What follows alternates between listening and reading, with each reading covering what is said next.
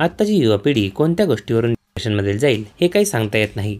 या पिढीच्या मनात नेमकं काय सुरू असतं हे पालकांना समजेपर्यंत मुलांनी टोकाचं पाऊल उचललेलं असतं।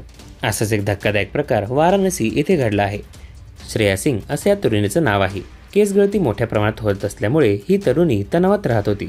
अनेक घरगुती उपाय केले, तसेच अनेक डॉक्टरांची औषधे देखील घेतली, पण श्रेया सिंगचा प्रश्न काही सुटला नाही। मुलीने ही परिस्थिती इतकी गांभीर्याने घेतली की कुटुंबियाच्या काही लक्षात आले नाही। श्रेयाचे वडील धनोज सिंग लम्हीच्या लालपूर परिसरात भाड्याच्या घरात राहत होते। श्रेयाचे वडील आणि नातेवाईकांनी सांगितलं की गेल्या 1 वर्षापासून डोक्यावरील केस विरळ होऊन टक्कल पडत असल्यामुळे ती हैराण होती। या प्रश्नामुळे ती तणावात देखील होती। अनेक डॉक्टरांकडे उपाय केले, पण त्याचा काही उपयोग झाला नाही।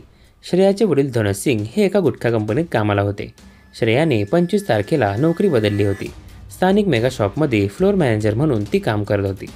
श्रेयासोबत काम करणाऱ्या लोकांनीही असे सांगितले की श्रेयाला तिच्या गळणाऱ्या केसांची काळजी वाटत होती आणि यामुळेच त्या तरुणीने गळफास लावून तिचं जीवन संपवलं। अपघातानंतर वडील अंत्यसंस्कारासाठी मृतदेह त्यांच्या मूळ गावी चितबरा गाव बलिया येथील उसरवली गावात घेऊन गेले।